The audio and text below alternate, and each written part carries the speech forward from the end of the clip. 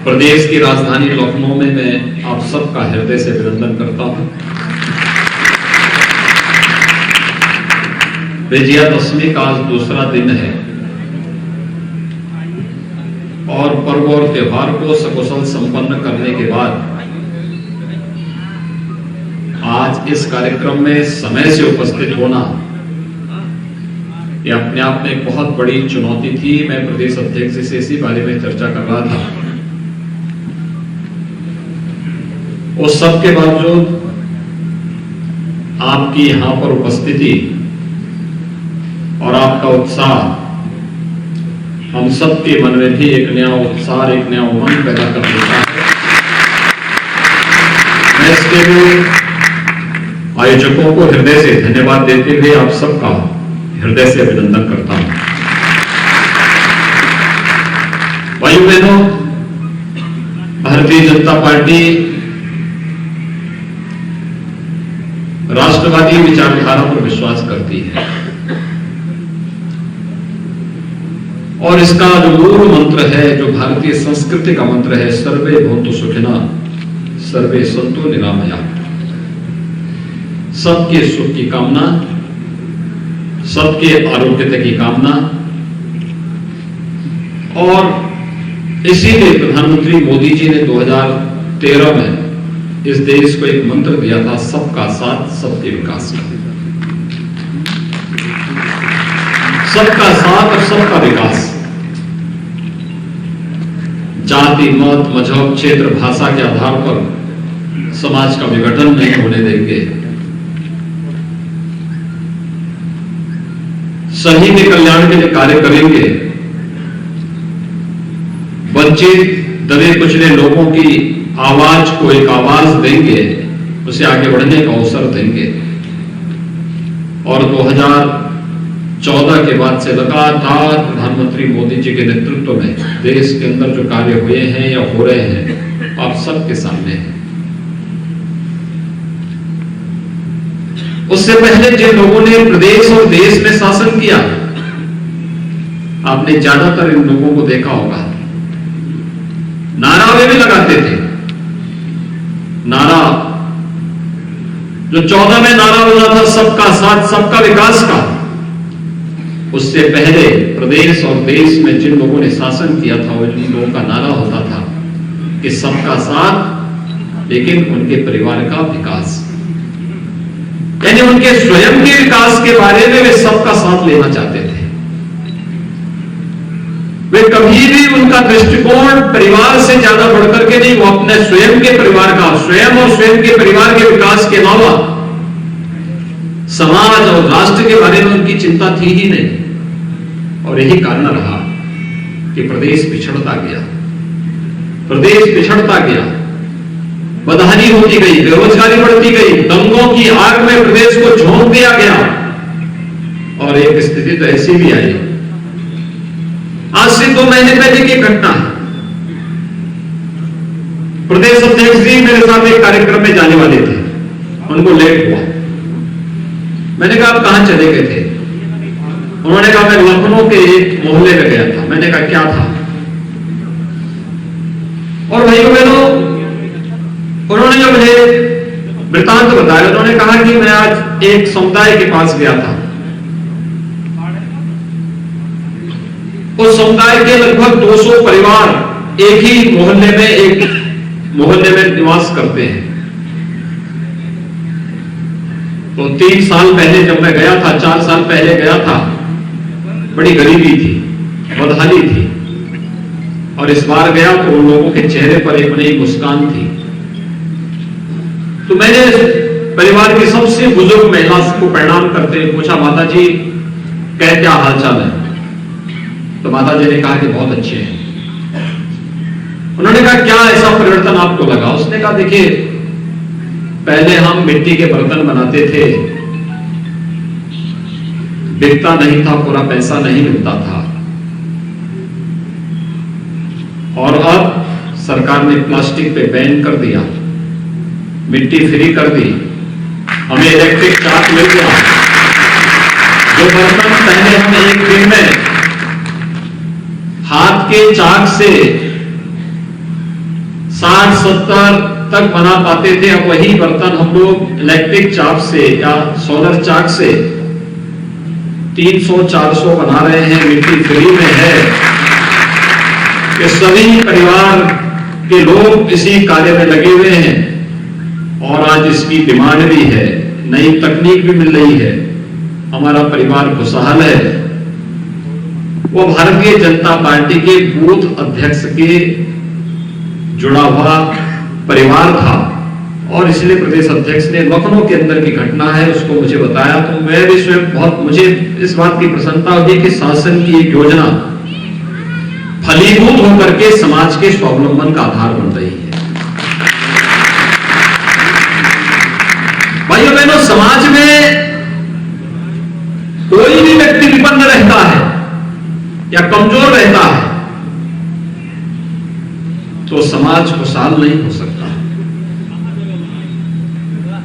हमारा ये शरीर है, हम अपने बाल में कंघा लगा ले, कितने भी अच्छी डिजाइनिंग बालों की बना ले, कितने अच्छे कपड़े पहन ले, लेकिन अगर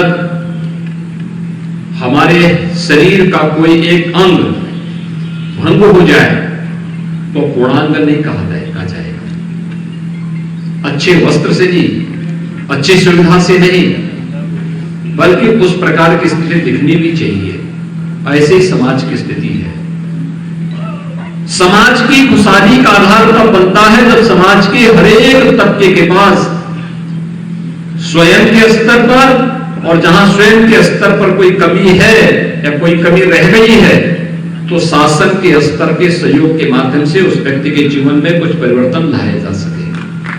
और भाइयों बहनों, प्रधानमंत्री मोदी जी ने विगत 7 वर्षों के दौरान देश के अंदर यही एक अभियान चलाया। आवास सबको, शौचालय हर एक परिवार को, जिनके पास शौचालय नहीं उनको शौचालय मिलेंगे, बिजली सबको। बिजली में पहले भेदभाव होता था। 2017 के पहले उत्तर प्रदेश के अंदर आवास गरीबों को नहीं बन रहे थे। आज हम लोग ग्रामीण और शहरी क्षेत्र में 42 लाख लोगों की आवास बना रहे हैं, उनको प्रधानमंत्री आवास योजना और मुख्यमंत्री आवास योजना के साथ जोड़ रहे हैं। 2017 के पहले स्वच्छ भारत मिशन के अंतर्गत गरीबों के शौचालय नहीं बन पा रहे थे। आज 2,61,00,000 गरीबों के शौचालय बनाने के बाद अब ग्रामीण क्षेत्र में सामुदायिक शौचालयों के निर्माण का कार्य भी हो रहा है। पहले बिजली 4 जनपदों में मिलती थी, 75 जनपदों में 4 जनपद में बिजली, बाकी 71 जनपद अंधेरे में रहते थे। आज भाइयों बहनों, आपने देखा होगा कोयला का संकट वर्तमान में आया है। जो कोयले की खदान थी वहां पानी भर गया भारी बरसात के कारण, लेकिन तब भी 1 यूनिट बिजली हमें 22 रुपए की पड़ रही, तब भी हम बिजली खरीद रहे हैं। पर्व और त्योहार में अंधेरा नहीं है। आपने देखा होगा पूरी बिजली सब हर जगह सप्लाई की जा रही, जबकि सामान्य दिनों में यही बिजली हम 7 रुपए में खरीदते हैं। लेकिन पर्व और त्योहार आपका ठिकाना बनने का है, इस दृष्टि से बिजली खरीदनी है, गरीबों के घरों में रोशनी देनी है और उनके उत्साह और उमंग को तेजी के साथ आगे बढ़ाते हुए इस आयोजन को और अच्छे तरह से आगे बढ़ाना है। 2017 के पहले उत्तर प्रदेश के अंदर कोई पर्व और त्योहार आता था, भाई आखिर मुझे याद है विगत वर्ष अयोध्या में मैं दीपोत्सव के कार्यक्रम के लिए जा रहा था। लखनऊ में सूक्ष्म लघु मध्यम उद्यम विभाग ने एक एग्जीबिशन लगाया था, प्रदर्शनी लगाई थी माटी कला बोर्ड की, और गोरखपुर के प्रजापति समुदाय से जुड़ा हुआ एक परिवार आया था। वह यहां पर अपना सामान लेकर के आया था और उस समय वह एक दीप स्टैंड मेरे पास मुझे देने के लिए लेके आया मुख्यमंत्री आवास पे। तो मैंने तो संकोच के मारे पूछा, मैंने कहा भैया क्या कुछ बिका भी? उसने कहा हाँ, जिंदगी में इतनी बिक्री मेरी कभी नहीं हुई जितनी इस बार हो रही है। मैंने कहा कैसे? उसने कहा 8 लाख का सामान बेच चुका हूं। और मैंने कहा स्टैंड? उसने कहा नहीं, तो आपको देने के लिए लाया हूं। मैंने कहा इसकी कीमत क्या है? कहा 25,000 रुपये। तो मैंने कहा 25,000 रुपये आप क्यों फालतू कर रहे हैं? कहा साहब इतना प्रॉफिट तो मुझे कभी हुआ ही नहीं था जितना हुआ है, और इसलिए मैं देख रहा हूं। आप सोच सकते हैं क्या भाव है।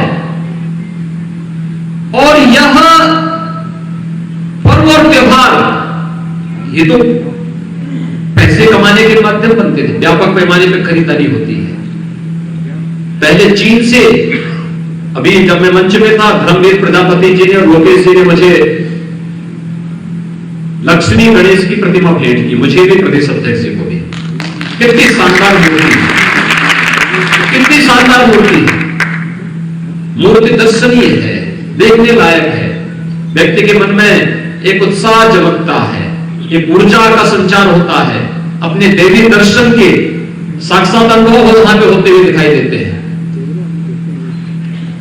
इससे पहले ये मूर्ति कहां बनने लग गई थी? चीन में। चीन नास्तिक देश है, लेकिन वो लक्ष्मी गणेश की मूर्ति बनाने लग गया था। और वह मूर्ति भी ऐसे कि न उसका चेहरा है, न हाथ पैर है, यानी बिल्कुल बेढंगी मूर्ति बनाते थे। और मार्केट में मनमाना वसूली करके मुनाफा कमा के हो जाता था। हमारा प्रजापति समुदाय का भाई चुपचाप बैठे रह करके तमाशा देखता था। उसके पास काम नहीं होता था, उसके पास डिजाइनिंग नहीं होती थी, वो मिट्टी के लिए तरसता था, उसको ये लोग परेशान करते थे और उसमें हर प्रकार का उसका शोषण होता था। और तब हम लोगों ने माटी कला बोर्ड का गठन 2017 के बाद आने के बाद, मुझे याद है जब माटी कला बोर्ड का गठन किया गया था, धर्मवीर प्रजापति जी को और अन्य उनके साथ जुड़े हुए सभी बंधुओं को बुलाया गया कि भैया इसका गठन होना कैसे चलेगा। धर्मवीर जी तो मुझे हर बार मिट्टी के कुछ नए मॉडल दिखाते थे, क्या इस बार हम लोगों ने बनाया है, इस बार ये बनाया, इस बार इस ढंग से आगे उड़ा रहे इस कार्यक्रम। और मैं कहता हूं देखना, मैं प्लास्टिक को बैन करने जा रहा हूं, बहुत हल्ला होगा, हंगामा होगा, लेकिन आप चिंता मत करना, आप लोग अपने मिट्टी के बर्तन को इस ढंग से डिजाइनिंग करें कि हर घर में पहुंच जाए और हर परिवार इसके साथ जुड़ जाए। क्योंकि प्लास्टिक तो बीमारी का कारण है, ये मनुष्य की भी बीमारी का कारण है, हमारी गौ माता की मौत का कारण भी है, और पर्यावरण को भी यह प्रदूषित करता है, इस धरती माता की बीमारी का कारण भी है। ये तमाम प्रकार की बीमारियां जिस प्लास्टिक से हो रही है, इस प्लास्टिक को बैन करना है। और इसको बैन करने के बाद हमें इसका विकल्प उपलब्ध कराना है। और मैं धन्यवाद दूंगा प्रजापति समुदाय के लोगों को, उन्होंने मेहनत किया, प्रशिक्षण लिया। माटी कला बोर्ड के पदाधिकारियों ने गांव-गांव में जाकर के उस कला को, क्योंकि ये तो स्वाभाविक आपके जीन्स में कला है, रचनात्मकता है, कला का मतलब रचनात्मकता है, और उस रचनात्मकता को समाज के सामने प्रस्तुत किया। आज आप देखते होंगे चीन की मूर्तियां आनी बंद हो गई, अब दीपावली के दीपक भी यही बनने लग गए हैं, हर घर में बनने लग गए हैं, और उसमें भी नए नए डिजाइनिंग आ गई। मुझे याद है 2017 में जब हमें दीपोत्सव का कार्यक्रम अयोध्या में करना था, तो दीपोत्सव के उस कार्यक्रम के लिए हमें 51,000 दीपक नहीं मिल पा रहे थे, और इस बार हम 9 लाख दीपक जलाएंगे अयोध्या में, 9 लाख दीपक। और अयोध्या और इसके आसपास के जुड़े हुए प्रजापति समुदाय के लोग ही बना रहे हैं सभी दीपक। सरकार उनसे खरीदेगी, फिर दीपक जलाने का काम करेगी। मिट्टी पहले वर्ष दिक्कत हो रही थी, उससे पहले क्योंकि सरकारों ने तो सभी तालाब पोखरों पे कब्जा करवा दिया था। मुझे याद थी, मेरे पास गोरखपुर के प्रजापति समुदाय से जुड़े हुए लोग आए थे एक बार, टेराकोटा का बहुत अच्छा काम करते हैं। उन्होंने मुझे बताया था एक बार कि गांव की मिट्टी जहां से लोग लेते थे, सपा सरकार ने उसका पट्टा किसी दूसरे को कर दिया है, अब वो मिट्टी नहीं निकालने देता है।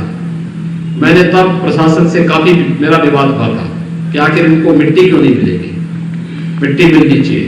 और हमारी सरकारें, हमने कहा अप्रैल से जून तक फ्री में हर तालाब प्रजापति समुदाय के लिए फ्री में मिट्टी निकालने के लिए, और कोई रोक टोक नहीं है, मिट्टी को इकट्ठा करके रखें और उसमें जरूरत के हिसाब से बर्तन बनाएं।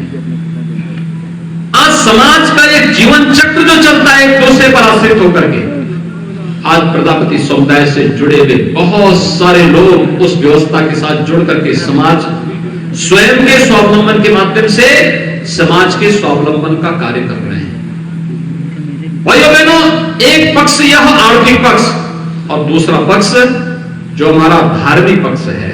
पर्व और त्योहार आते थे, जब कमाई करनी है, जब आस्था का सम्मान करना है, तब प्रदेश में कर्फ्यू लग जाता था। कर्फ्यू, दंगा, बड़े बड़े दंगे, क्योंकि पिछली सरकार की फितरत ही दंगों में थी। वे दंगाइयों को प्रश्रय देती थी, वे दंगाइयों को हर प्रकार से प्रश्रय देकर आगे बढ़ाने का कार्य करते थे।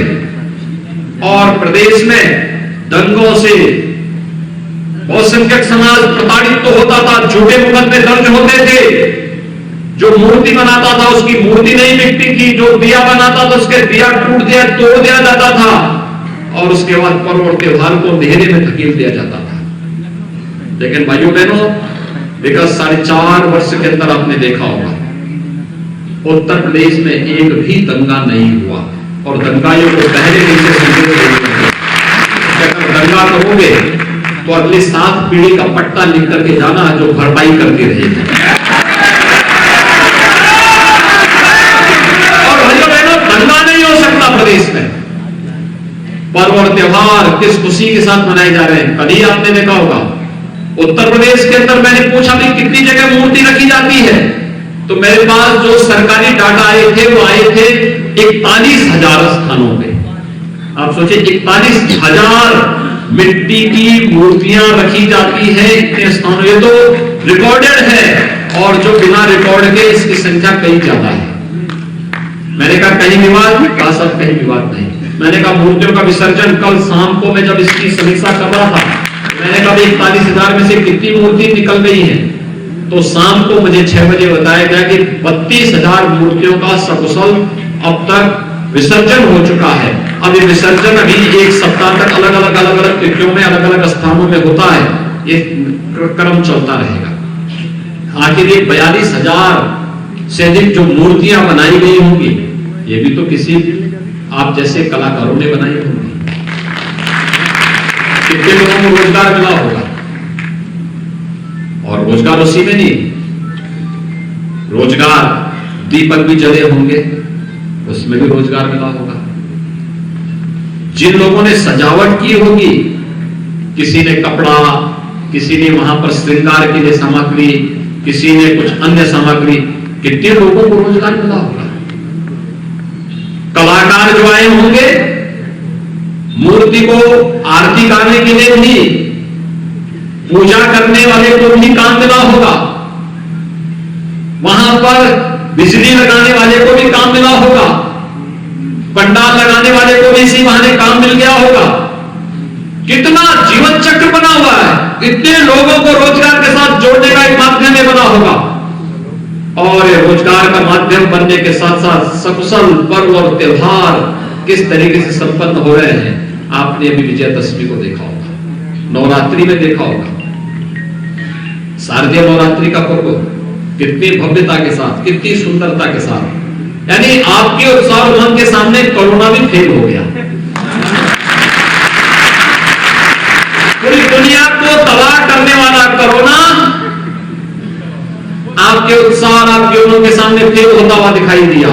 जब शारदीय नवरात्रि को और विजयादशमी के इस आयोजन को पूरी भव्यता के साथ संपन्न करके उत्तर प्रदेश ने बता दिया कि नहीं, अगर उत्साह और उमंग है, हम सभी नियमों का पालन करेंगे, तो कोरोना अपने आप फेल हो जाएगा। भाइयों बहनों, आज यही कहने के लिए मैं आपके बीच आया हूं।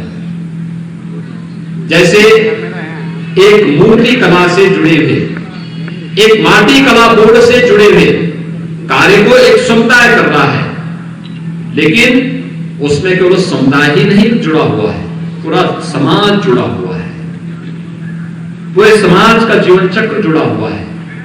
हर एक की उस व्यवस्था के साथ जुड़ाव, यही जीवन चक्र है।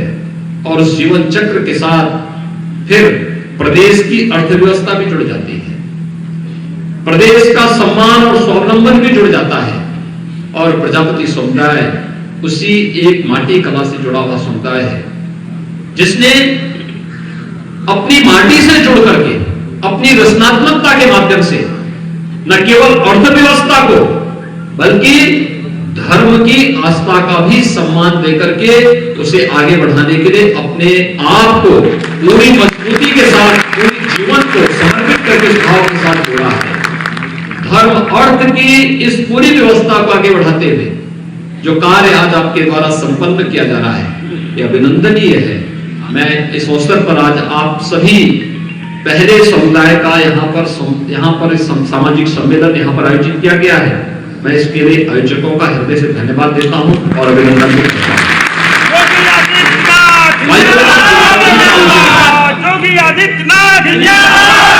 दीपावली के इस आयोजन के साथ हम सबको भव्य आयोजन करना है। हमने तय कर दिया है कि दीपोत्सव का कार्यक्रम इस बार अयोध्या में होगा, तो इस बार हम लोग शहरी क्षेत्र में 9 लाख लोगों को पक्का मकान बना करके दे चुके, उसका गृह प्रवेश हो चुका है। हम ग्रामीण और शहरी क्षेत्र में अब तक 42 लाख परिवारों को एक आवास दे चुके हैं, 42 लाख से अधिक परिवारों को। और हम लोगों ने कहा शहरी क्षेत्र में जिन 9 लाख लोगों का गृह प्रवेश हो गया है, उन 9 लाख परिवारों की तरफ से एक दीपक हम लोग अयोध्या में इस बार जलाएंगे। अयोध्या में दीप प्रज्वलन होंगे, 9 लाख दीप प्रज्वलन केवल अयोध्या में होंगे। और उन सभी 42 लाख घरों में भी एक दीपक जलेंगे, जिनको हम लोगों ने अब तक एक आवास उपलब्ध कराएंगे। और हम लोगों ने तय किया है मिट्टी के दीपक ही हर जगह जलने चाहिए, मिट्टी के दीपक। सजावट के लिए लोग लड़ियों को ला करके अपना लगा ले, लेकिन अगर घर के अंदर लक्ष्मी का वास होना है तो लक्ष्मी के वास के लिए चाहिए कि मिट्टी के दीपक हम जलाएं और उसी में लक्ष्मी ही विराजमान होती है। और इस अभियान के साथ जुड़ना है। दूसरा, दीपावली के अवसर पर हमें एक कार्यक्रम को और देखना है। याद रखना, लक्ष्मी गणेश की मूर्ति बाहर से, विदेश से नहीं आनी चाहिए, बल्कि ये मूर्ति आप ही के कलाकारों के द्वारा, आप ही के बीच से, माटी कला से जुड़े हुए लोगों के माध्यम से बननी चाहिए। हम लोगों ने स्वयं, अगर मैं आपको डाटा उपलब्ध कराऊं तो पिछले 3 सालों के अंदर प्रदेश के अंदर हम लोगों ने माटी कला बोर्ड से जुड़े हुए एक बड़ी संख्या में लोगों को प्रशिक्षण दिया है।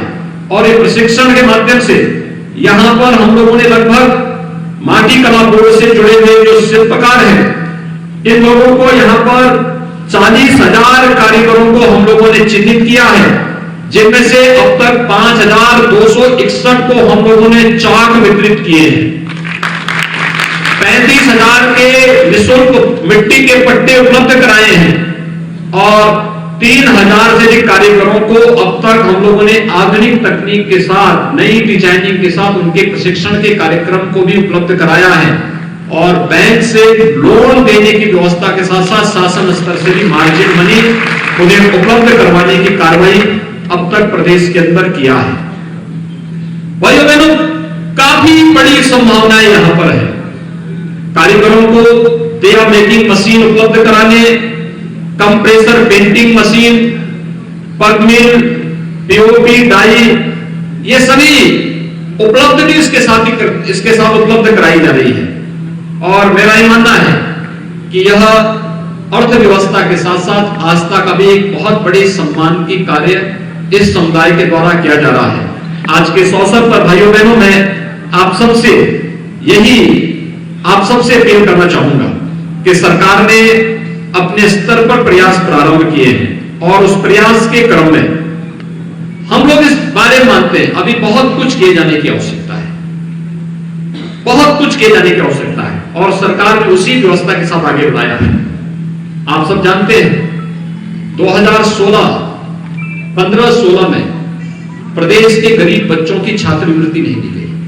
हमारी सरकार आई, हम लोगों ने पूर्व तत्सम में विगत 4 वर्षों के मैं आंकड़े उपलब्ध कराऊं तो पूर्व तत्सम में 30,63,085 छात्र छात्राओं को 627 करोड़ 49 लाख रुपए की छात्रवृत्ति अभी तक हम लोगों ने वितरित कर दी।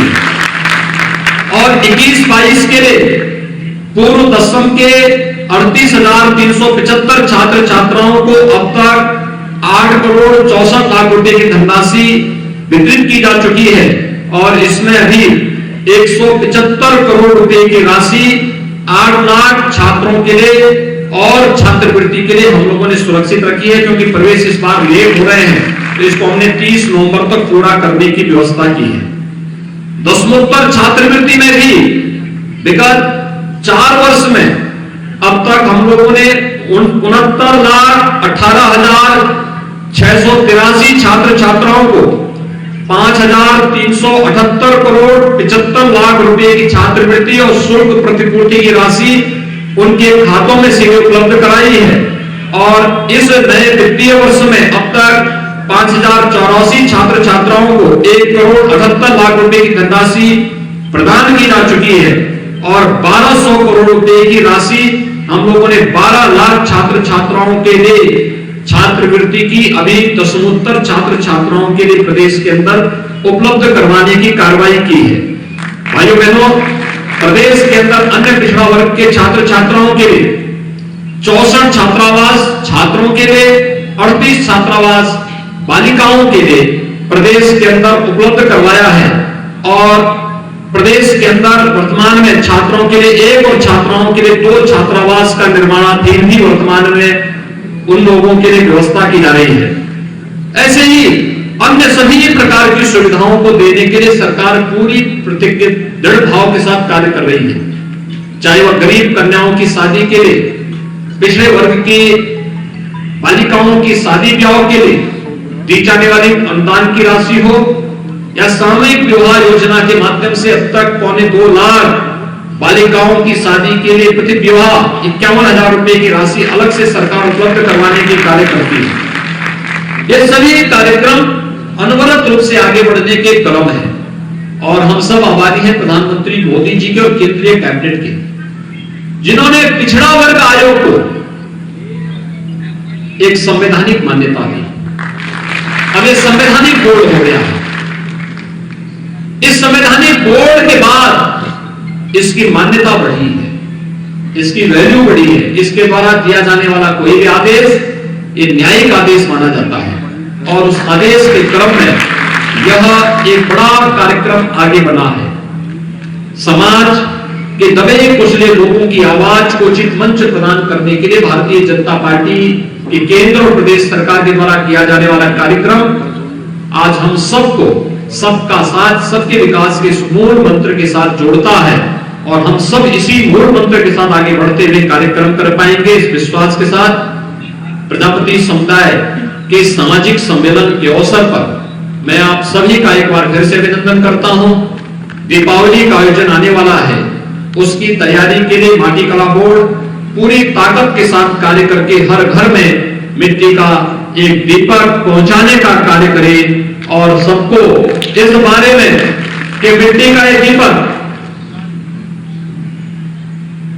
स्वयं श्री लक्ष्मी का प्रतीक हो और घर घर में यह विराजमान हो। इस विश्वास के साथ आप सभी के प्रति मैं अपनी शुभकामनाएं देता हूं। आप सबको मैं दीपावली की भी मंगलमय शुभकामनाएं देता हूं। धन्यवाद।